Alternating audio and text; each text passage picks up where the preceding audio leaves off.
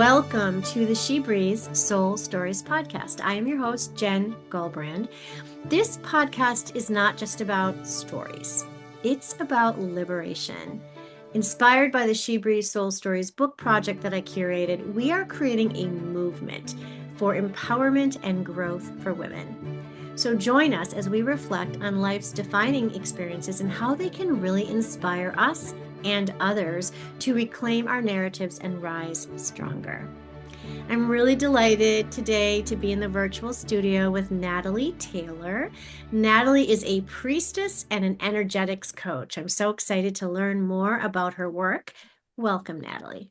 Thank you so much, Jen. It's so great to be here. Yes, it's so nice to see you. So why don't you take a few moments and just share a little bit about the work that you do? Yeah, absolutely. So, within the last couple of years, I actually transitioned from being like a business and wealth energetics coach into much more of like a priestess energetics space. And it wasn't a shock for a lot of people, but for me, it felt like this complete rebranding. But everyone that looked at me was like, yes, you Like, are an duh. energetics coach. Yes, exactly. And Yeah. I was like, okay, you're right. Not that I needed the external validation, but it was definitely validating, for lack of a better term. Yeah. So the work that I do, the primary work that I do, is with female entrepreneurs, and what I really do is help them with that subconscious rewiring aspect that can sometimes hold them back from doing certain things in their business or even maybe starting the business they want to start. Mhm. And I think that on a broad scale, I really believe that there are energetic threads that we weave through multiple different areas of our life, but it's the same energetic thread, it's the same pattern, and we're just experiencing it in different ways depending on the area of our life. And so, yeah, and so that is a really big part of my work. And I truly believe that if you are able to neutralize something in one area of your life, then it just kind of ripples out to the other areas. And so, really, a big part of my work is like, I am primarily like a business coach for entrepreneurs. And I do believe that it ripples out through your entire life. So, Absolutely.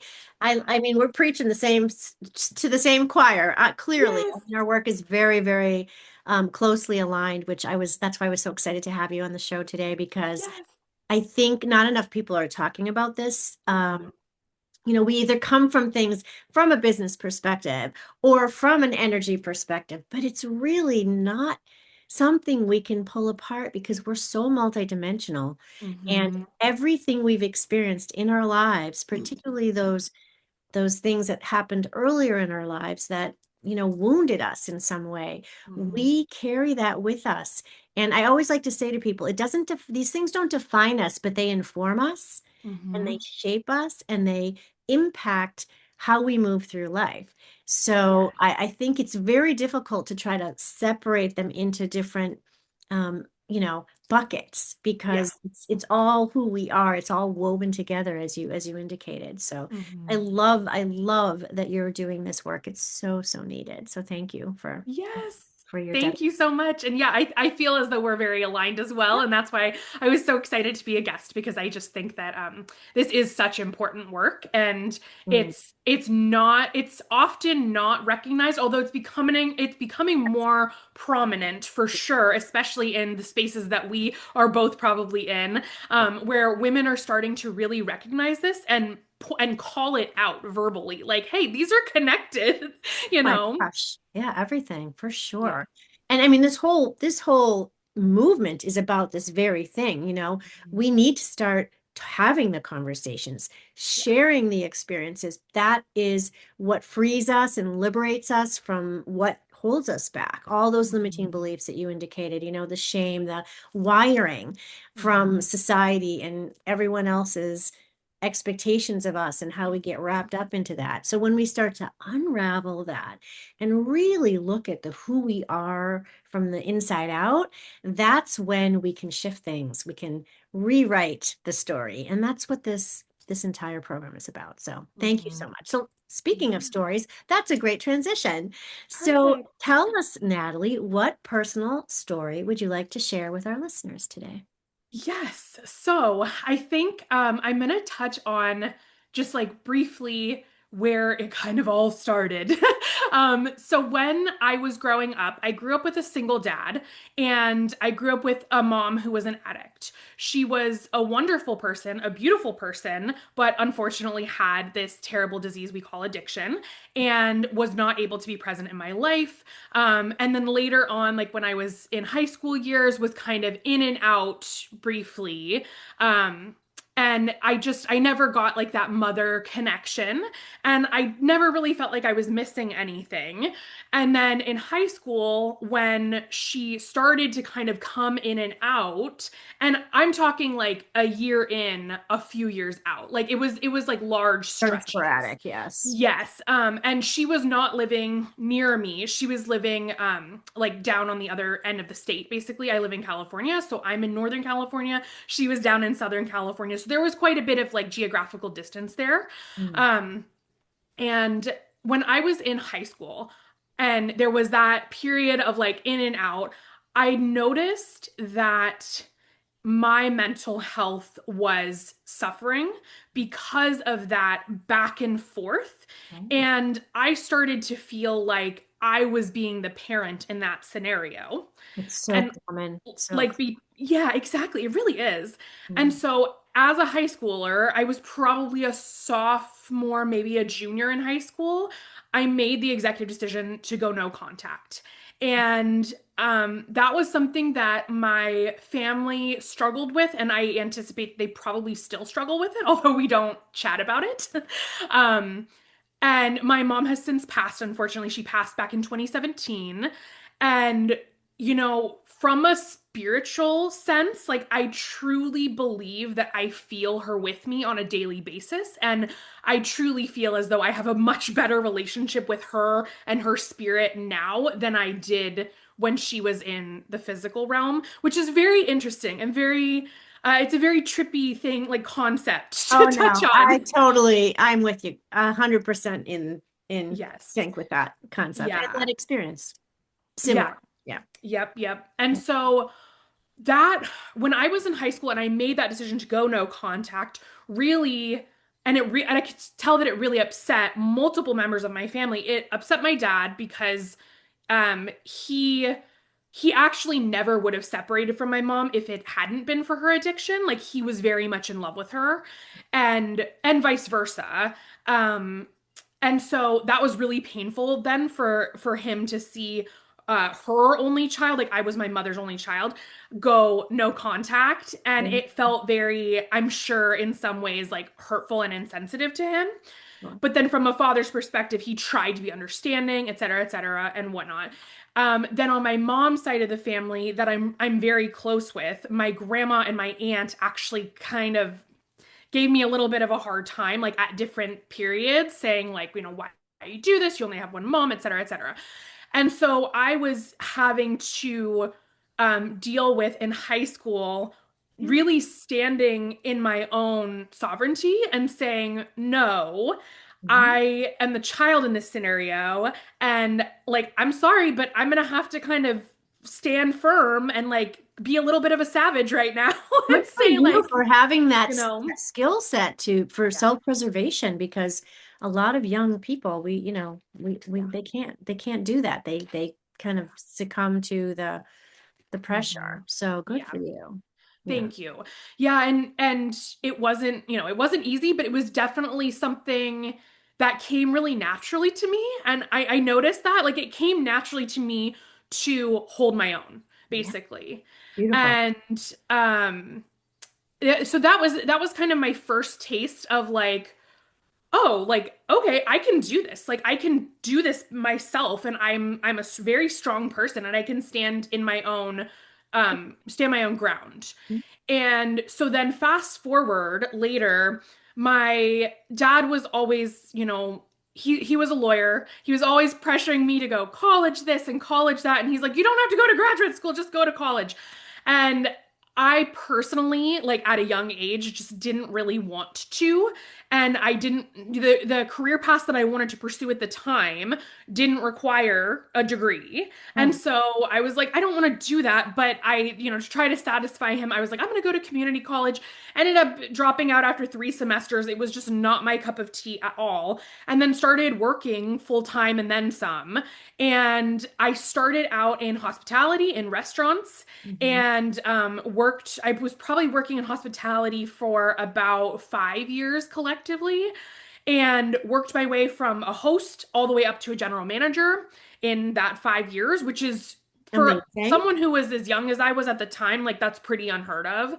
Exactly. And ended up being a general manager for about 6 months, and I hated it. And it was terrible. And I was like, this is not what I envisioned this to feel like at all. And I was always burnt out, and I was always I never had a moment just to kind of have my nervous system relax, basically. And if you or anyone who's listening has ever worked in hospitality, you Oh, understand. you draining know is an understatement. Yes. Yeah. Yes, exactly. And so after that, that was around the time that my mom passed away. So for those two reasons, I decided to make a huge pivot into corporate and take a pay cut because I wanted to just be in an environment that wasn't as 24/7 stressful. And so did that. Was in that for about 5 years, roughly. And then kind of similar again with the patterns, same pattern, just like hustled, climbed the ladder up multiple positions, kept getting pay raises, left a company and then came back and got an additional bump, et cetera, et cetera. And one day I kind of just woke up and I was like, I don't want to be doing this. Like, it just all felt very fake to me. And it all felt very kind of pointless. Like, why am I funneling so much of my energy into this business that would just lay me off tomorrow? Like, it just didn't make sense. It felt Exactly. silly, you And out know? of alignment is how I put it. Like you just Yes. don't, nothing's feeling like Mhm. it's vibing anymore. Yeah. Yeah, exactly. 100%.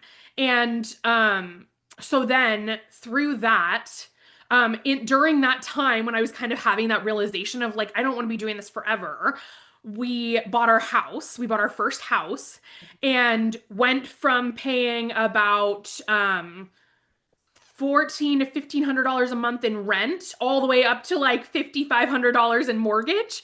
And I was like, oh, okay, that's a huge jump. And I had, ahead of time, I convinced myself, oh, we can do it, we can do that, we can cut these costs and we can cut these costs. And then when it finally boiled down to it, I was like, wow, okay, this is a lot. Like, we've got to figure something else out. And so my boyfriend and I are no stranger to side hustles. And so we were, on Facebook Marketplace flipping furniture, and he sells on eBay. And so he was kind of trying to ramp that up and like get some extra income in. And so that's really when I started looking towards what could I be doing to eventually replace my corporate 9 to 5 income and start my own business. Yes. And I didn't really know what that would look like, but I knew how I wanted it to feel. And that's when I stumbled upon coaching in general, which is a huge umbrella concept. Yes. And then it was a matter of, okay, what kind of coach would I want to be? And like, what could I teach people? And what kind of transformation could I show people? And that's when I kind of made my way into the world of business coaching. And then from there, I was like, I don't think I want to be a business coach that builds funnels and helps people with the background tech. And I can do all of that stuff and I'm good at it, but I don't enjoy it. It's not fun. And that's when I really drifted into the realm of energetics. And that's when I was like, this is it. I love that. I love that. Yeah. And do you believe, I already know the answer to this, but do you believe that the things like the experiences that you had as a young girl growing up and becoming, a young adult and undiscovering some of these, narratives in your head and your own experience of overcoming some of this wanted you to help. That's a really long explanation, but wanted you to take those experiences and help other people as well, right? With that Yeah. same journey. Yeah, absolutely. 100%. And I think that um the biggest thing that I've realized in the last few years is that as women, we often, for whatever reason, and we can't really pinpoint why, but there's often like a little voice in the back of our head saying, do you have permission to do that? Do Oh, you have permission to say that? of course. And So I still get it sometimes too. And I find myself saying, why am I waiting for external validation and permission? exactly. Yeah. It's because we're socialized, to always Yeah. look on the outside of us instead. And I always say, and probably every show I do, it's an inside job. Like Hmm. we need to put all that noise aside Hmm. and go inward and ask our own self what is important to us, because it's really all we can control, right? Yes. Is what inspires us, what makes us feel passionate. And when you feel aligned with that, then it doesn't really matter what everyone else thinks, right? Yeah, That I need totally to agree. belong minimizes that need to, how am I being perceived? It kind of quiets when what your essence is, Hmm. and what lights you up, right? When you talk Yeah. about your work, you light up because you Hmm. feel inspired and passionate about the work that you do, and how you can take your own experiences and help others. And that's really, they talk about purpose, right? It's Yeah. taking something that you're really good at, that makes you feel, lit up and helps other people. And when you Hmm. find that, it's just like Yeah. clear, right? Exactly. Feels clear, Yeah, right? and everything feels clear. And I think that there is a sense of it just coming naturally. Like Yeah, I always say to people, like, what could you talk about to me right now for 20 minutes without stopping? right. And then they'll go on, oh, well, I could talk to you about this, or I could talk to you about this. And I'm like, great, that's probably what you should be teaching others, Wow, right? you It's know? so true. Oh, I love that. It's Yeah. a beautiful story. And I love talking to much younger women who are learning this earlier, right? I mean, I Yeah. have the same conversations with my adult daughter. Like, it took me 50 some years to be like, wait a minute. This doesn't feel in alignment, this corporate stuff, you know, Right. and similarly, because of things that had happened to me very early on, I always felt like I had to prove myself, right? I had to prove my worth to the world. I had to, achieve and climb the ladder and blah, blah, blah, blah, Mhm. blah. And then you get to the top and you look around and you're like, this isn't really feeding my soul, Yes. right? Yes. This isn't feeling how I thought it would feel. That's the Yeah. experience that I kept having was when I would, get a promotion or, start making more money or get promoted into like a upper level position or something. I would just look around and say, this doesn't feel how I thought it would feel. Like, what is going on? Like I thought that everyone else in this position felt like elated and like, oh, okay, fine, my life is so easy now. And no, it doesn't feel like that. No, when stuff is out of alignment, Yeah. it doesn't matter how much money they pay you, what your Yeah. title is, Mhm. or what kind of house you have or car you drive. It's if you're not feeling in sync with it, it doesn't Mhm. matter, Yeah, right? And exactly. and yes. So my point is I love seeing younger people um come to these realizations earlier in their life, right? Mhm. It's great. It's Yeah. wonderful. So what inspired you? I mean, this is a beautiful story, of course, and you're just getting Yeah. started, girl. Like you have so much ahead of you. Like what inspired you to be like, you know what? I'm going to start talking about this. I'm going to share these deeper parts of myself because those are not easy things to talk about, right? Yeah, yeah, 100%. And I it's funny, my best friend and we've been best friends for over 20 years. And so we grew up together and she knows me like the back of her hand. And we were talking the other day about how we don't have a problem being vulnerable in the ways that most people would have a problem with it. Like, I don't have a problem talking about my, addict mother and the fact that we were raised in an environment where like our parents were always strapped for cash and like all of that stuff.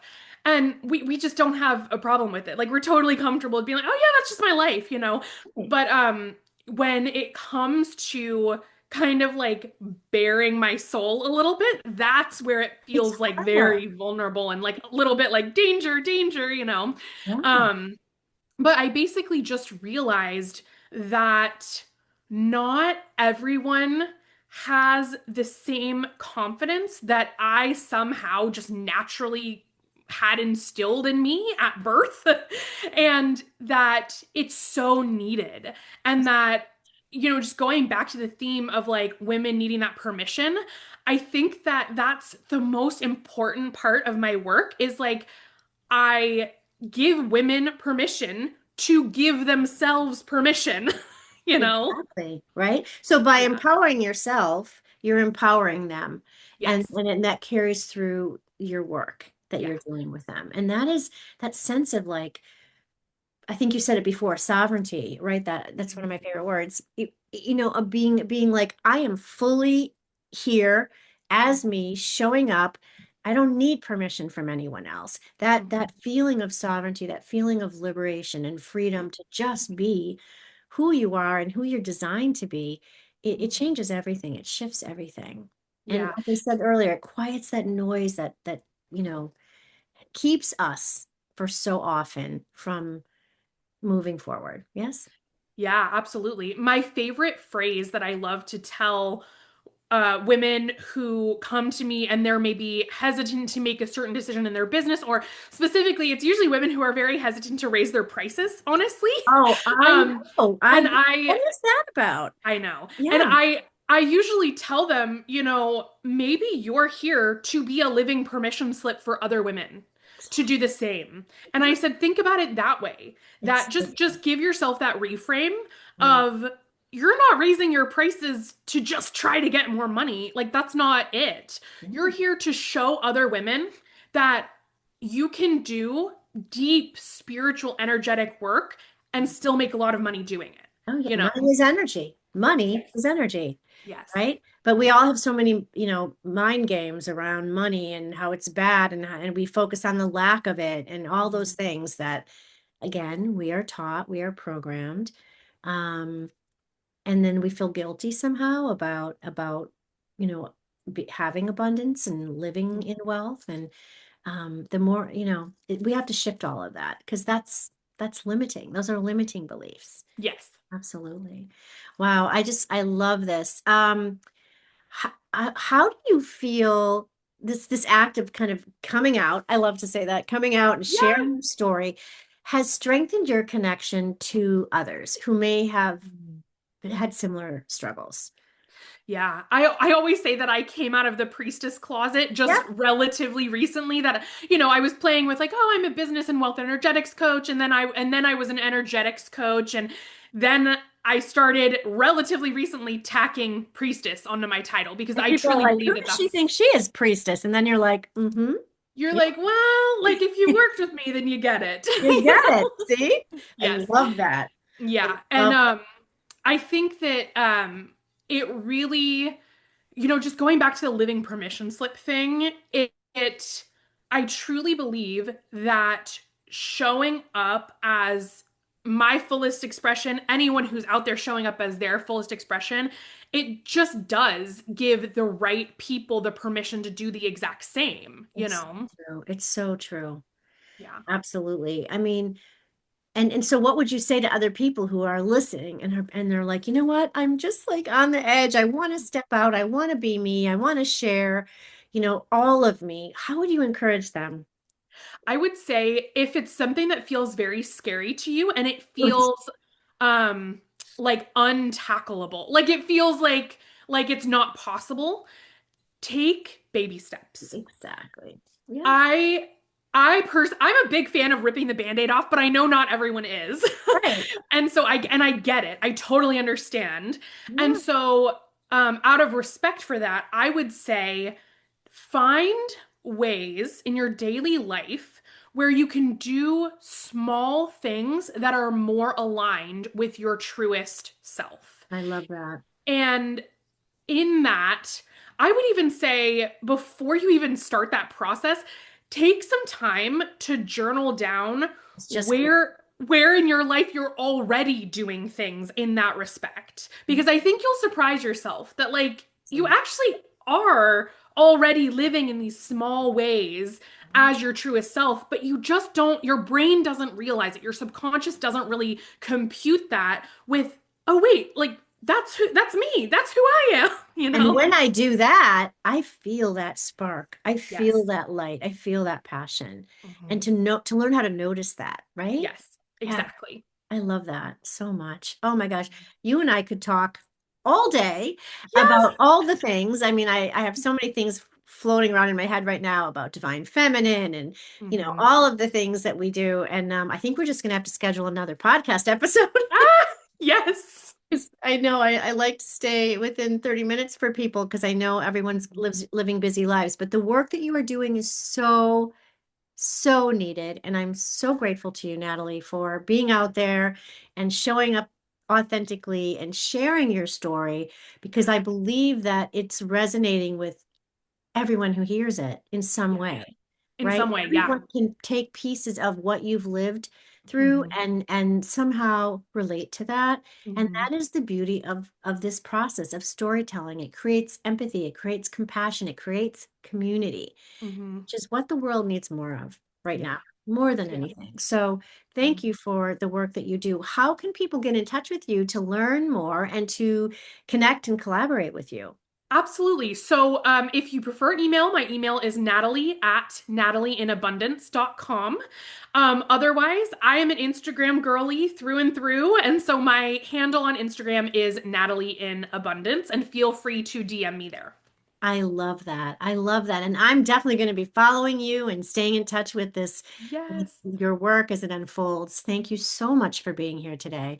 And to our Yeah. listeners, if today's inspiring episode with Natalie resonated with you, which I'm quite sure it did, and you have a story of your own rising or healing or transformation that you'd like to share, I'd love to hear from you. It doesn't have to be perfect. It just needs to be real and authentic. So Mhm. reach out to me and let's explore bringing your voice into this sacred space. Your story could be the one that helps someone else to breathe easier. So keep that in mind. Thank you so much for being here, Natalie. Until next time.